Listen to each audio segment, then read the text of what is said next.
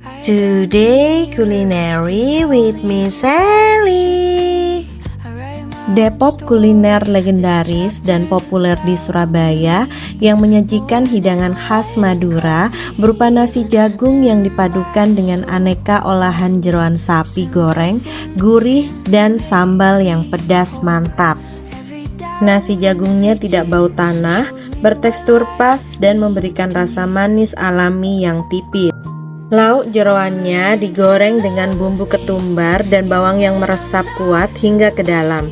Teksturnya empuk, bumbunya gurih asin, dan jeroannya diolah dengan baik sehingga tidak bau amis atau menyengat. Menggunakan sambal korek khas Madura yang disiram minyak panas, rasanya sangat pedas, asin, dan sedikit berminyak. Pecinta kuliner pedas gurih wajib merapat. Di sini alamatnya.